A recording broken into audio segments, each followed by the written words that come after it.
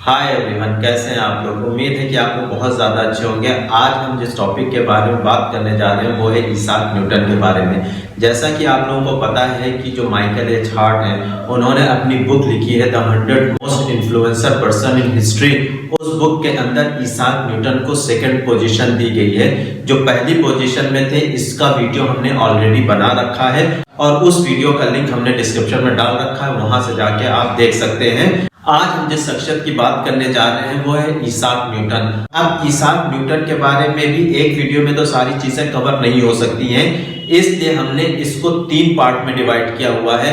First part के अंदर हम उनके स्टार्टिंग या शुरुआती जिंदगी बताएंगे और शुरुआती खोज के बारे में, शुरुआती डिस्कवरीज के बारे में बताएंगे। और सेकंड वीडियो के अंदर हम ये बताएंगे कि उन्होंने कौन सी ऐसी इंपॉर्टेंट डिस्कवरीज की हैं जिसकी वजह से वो महान हुए हैं। इसके अलावा हम ये भी बताएंगे कि उनके टाइम से लेकर अब तक के साइंटिस्ट जो भी हुए हैं उन्होंने न्यूटन्स के बारे में क्या कहा है। इन सभी चीजों के बारे में हम एक एक करके वीडियोस आप लोगों के साथ सामने प्रेजेंट करते रहेंगे। और ये सारी चीजें जो कुछ भी इन वीडियोस के अंदर दिखेगी वो सारी चीजें माइकल एच हार्ट ने अपनी बुक में लिखा हुआ है और उस बुक में ये बताने की कोशिश की है, उसमें ब्रीफ में पूरा ये बताने की कोशिश की है कि जो इसाक न्यूटन है वो इस बुक के अंदर सेकंड रैंक पर क्यों आते हैं, और उन्हीं चीजों को हम आप लोगों के साथ शेयर करेंगे।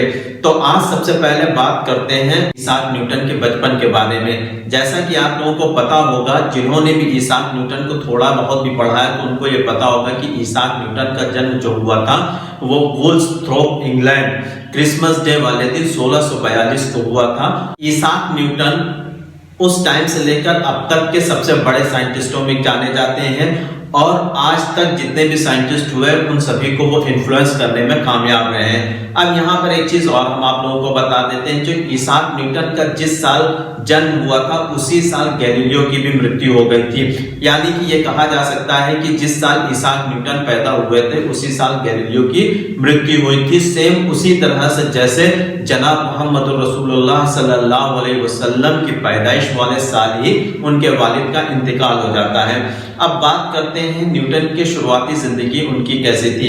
हालांकि अगर न्यूटन के बारे में कहा जाए तो वो मैथमेटिक्स और मैकेनिकल्स में काफी अच्छा रुझान रखते थे और इस चीज में वो काफी दिलचस्पी दिखाते थे।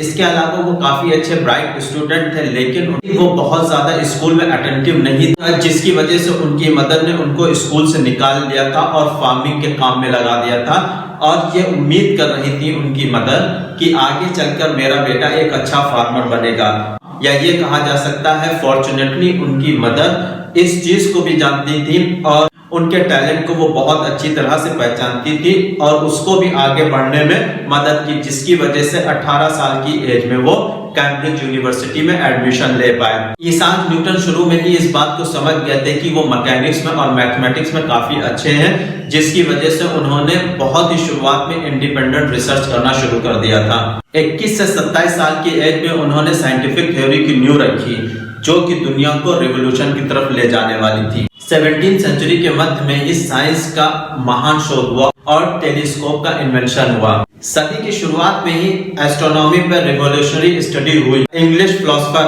फ्रांसिस बैकन और फ्रेंच फिलोसोफर रेनी केपलर ने यूरोप के साइंटिस्टों से इस बात का आग्रह किया था कि एरिस्टोटल के सिद्धांत पर ज्यादा भरोसा न करें और वो खुद एक्सपेरिमेंट करें। उसी समय पर बैकन और कार्टेल जो कुछ भी बता रहे थे, महान साइंटिस्ट गैलीलियो उसी पर रिसर्च कर रहे थे और एस्ट्रोनॉमी का जो रिसर्च था वो नए इन्वेंटेड टेलीस्कोप से कर रहे थे, जिसकी वजह से टेलीस्कोप की रिवोल्यूशनरी स्टडी हो पाई और उनकी मैकेनिकल एक्सपेरिमेंट एस्टेब्लिश हुई, जो कि आज के टाइम पर Newton first law of motion के नाम से जाना जाता है। हालांकि उस समय और भी महान साइंटिस्ट थे जैसे विलियम हार्वे जिन्होंने सर्कुलेशन ऑफ ब्लड की खोज की थी। इसके अलावा केपलर जिन्होंने इस बात को बताया था कि जो प्लैनेट होते हैं वो सन के चारों तरफ रोटेट करते हैं, ये कहा जा सकता है कि मोशन करते हैं, जो कि साइंस कम्युनिटी के लिए नई और बेसिक चीज थी। लेकिन अभी तक प्योर साइंस इंटेलेक्चुअल के साथ खेल कर रही थी और इस बात का कोई प्रूफ नहीं मिल रहा था कि ये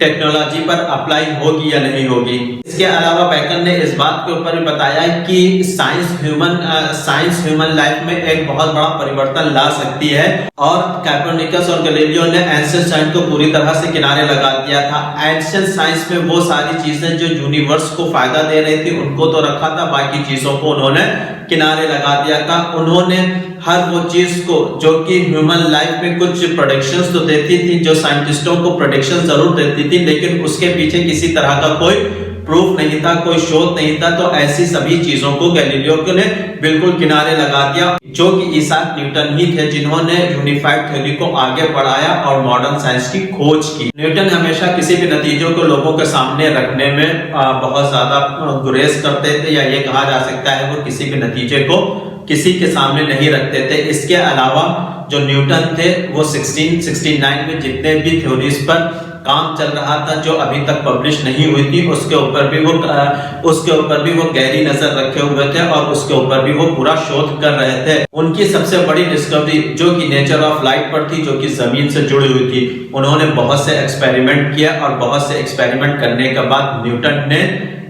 मिक्सचर ऑफ व्हाइट लाइट की खोज की, जो कि रेनबो कलर की दिखाई देती थी।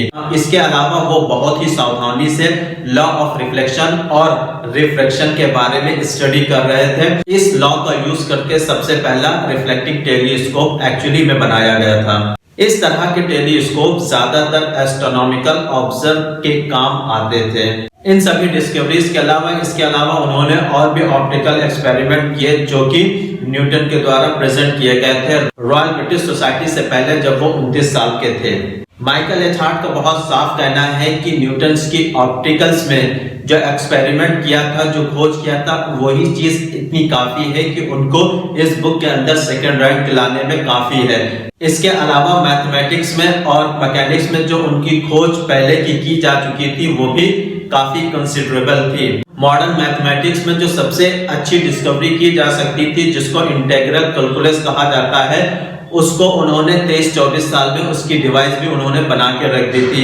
तो 23-24 साल के अंदर उन्होंने इंटीग्रल कैलकुलस की डिवाइस भी बना दी थी। ये एक बहुत बड़ी खोज मानी जा सकती है। ये सबसे बड़ी डिस्कवरीज कही जा सकती है मॉडर्न मैथमेटिक्स में। इसको सिर्फ बीज की तरह नहीं लिया जा सकता है, बल्कि ये टूल्स की तरह यूज की जा सकती है, जो कि मॉडर्न साइंस इसके बिना अधूरा है। यानी कि मॉडर्न साइंस की कल्पना करना भी नामुमकिन है अगर इन टूल्स का या इस मैथमेटिक्स फॉर्मूला, जो कि इंटीग्रल्स के नाम से जाना जाता है, बिना इसके मॉडर्न साइंस के बारे में सोच पाना भी मुमकिन नहीं है।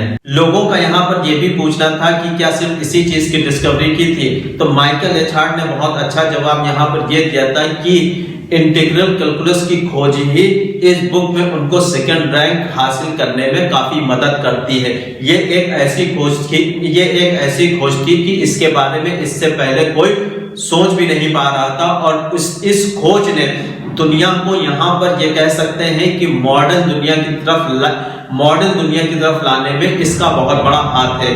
तो ये सारी चीजें जो कि माइकल एच हार्ट ने उनकी स्टार्टिंग की जो जिंदगी थी कि लाइफ कहती थी, और स्टार्टिंग की जो डिस्कवरीज थी, उसके बारे में हमने आप लोगों को बताया है। The 100 most influencer person in history में बताया गया है, जो कि माइकल एच हार्ट ने बताया है। इसके अलावा माइकल एच हार्ट ने उन चीजों को भी बताया है जो उनकी सबसे इंपॉर्टेंट डिस्कवरीज थी। उसके बारे में हम अगले वीडियो में बात करेंगे। इसके अलावा उस टाइम से लेकर या उनके समय के साइंटिस्ट से लेकर आज तक के साइंटिस्ट न्यूटन के बारे में क्या कहते हैं, इसाक न्यूटन को किस तरह से देखते हैं, उसके बारे में भी हम एक वीडियो लेकर आएंगे। तो उम्मीद है कि ये वीडियो आप लोगों को पसंद आया होगा। अगर पसंद आया है तो लाइक और सब्सक्राइब करते जाइएगा। आज के लिए इतना ही। Thank you very much.